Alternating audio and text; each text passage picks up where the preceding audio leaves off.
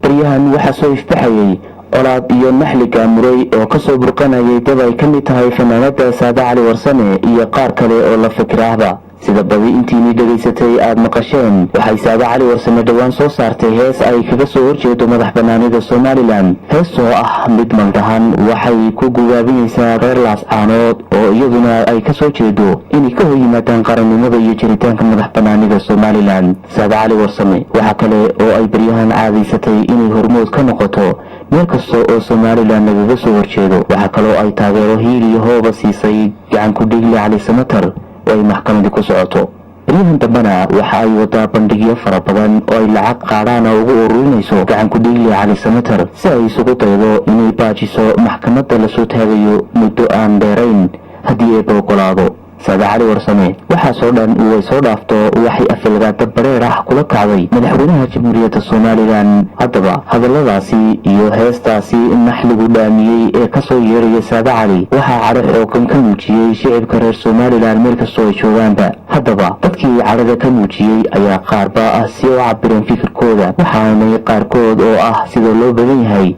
yiraahdeen ma qurux badna in jawaab la siiyo waayo uma qalanto waxaana intaa ku larayaan oo ay leeyihiin dhaqankeeda iyo caadadeeda ayaa horay loo yaqaanay oo la yaab ma laha ayay yiraahdeen hadday waxay doonto ku hadasho dhanka kale dadka qaar ayaa jawaabo kulkulul ka bixiyay fanaanada caanka Haroon Xadi Saban oo ku booqday gurigeeda ku yaala magaalada Hargeysa waxaana ka muuqatay oo aan ka dareemay cara aada markii aan weydiiyay caradaasi iyo waxa ka keenayna waxay iigu jawaabtay hadal kooban waxaanay tiri bismillaahir rahmaanir rahiim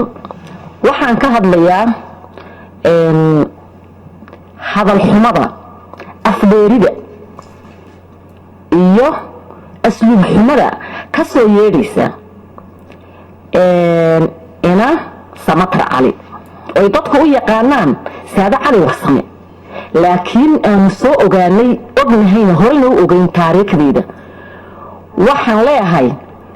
baqashii fardalla daaqada faras bay ismoodaa ayaa sheekadayda halku dhigeeda la yiraahdaa hadalkaygan halku dhigiisa waxa la yiraahdaa baqashii fardalla daaqada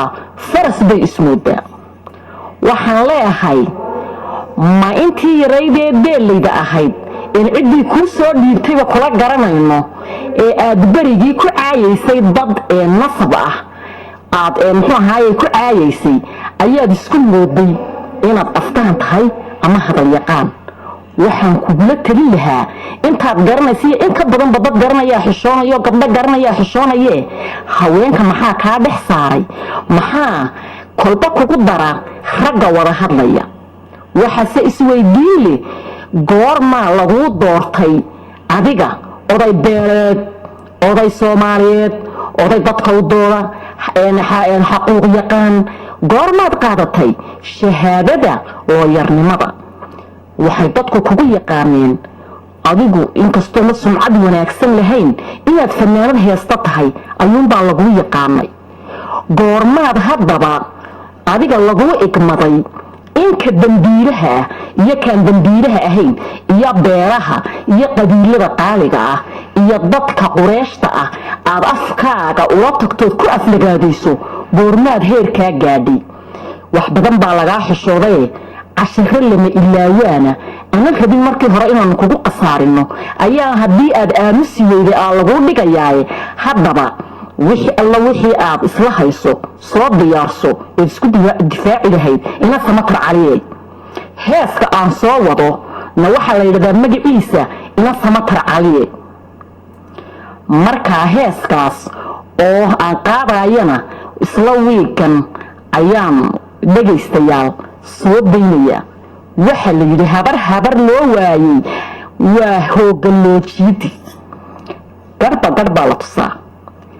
waxaanu ku leenahay waanu ku dhageysanaynay ilaa maalintii beelidaad ku aflagaadaysay dadka qaaliga ah ee qureeshta ah ehlu karam iyo aqoonyahan iyo wax walba leh ilaa haddana ku dhageysanayna dagaaladii iyo waxyaabahan aad ka hadlayso iyo amuurahan cid ku diratay ma jirto adigana waxba lagaaga tashan maayo wax lagaaga tashanayaa ma jirto haddaba waxaan ku oran lahaa anigu xaawilnimada iyo damqayso ka bixin haweenka afkaagana dhowrso haddii kale waxaad noqon doontaa naagtii afwatalihiyo ulmaysa seegtaa geedkii magool badan iyo geelmaysa seega waa digniin. run xadi saban waxay ii sheegtay oo ay intaa ii raacisay in heestan ay noo soo xustay ay maanta daawaha ka qaaday kadib markii ay saaka soo kacday iyadoo aad uga cadhaysan hadallada aan loo meeldayin ee kasoo yeeraya saada cali warsame. waxa kale oo run xadi sabani dhegaysiisay heestan cusub oo maanta dhalatay markay noqoto midhaha iyo laxankaba waxaanay dhegaysiisayba heestii oo kaman lagu tumayo waxaanay intaa iigu dartay inay maalmaha soo socdo haddii eebba ogolaado ay soo gudbin doonto harwanaagna soo gelin doonto. haddaba guntii iyo gabagabadii aan ku soo xayndaaba midhihii heestan cusub ee run xadi saban soo saartay waxaanay tidhi baadisooca dhaqankiiyo hiddo soo jireeniyo sooyaalka taxaniyo qofka saamigiisiyo sunnadiisa gaarkii sadaray ku qorantee waa iga su'aale horta saadayaa tahay sawraca tilmaantiyo sinjiyaad wadaagtaan sal halkaad ku leedahay saakay caddaatee ina samatar caliyey saldhigii xumaan tahay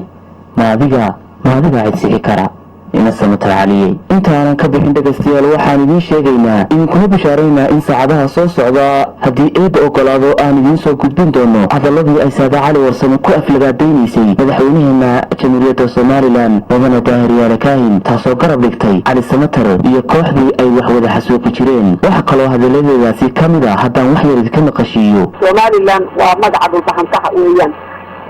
lan waa dhulkii soobal wadadka dhulka lahaa waa dhulbahanta oo u injineesheeyen weeyaan soobal dhulbahanta baan ahaa oo hartiya oo daarooda ayaan ahaa. ha ogaanina dhegaystayaal saacadaha soo socda ayaanu barnaamijkaasi gaarka ah idiin soo gudbin doonaa. waa anigoo ah habsanaan cismaan marji xabi wareera iyo dhammaan babahda harwanaag media oo idinkaga tegaysa nabadgelyo iyo nooli kulante. wasalaamu calaykum waraxmatullaahi wabarakaatu.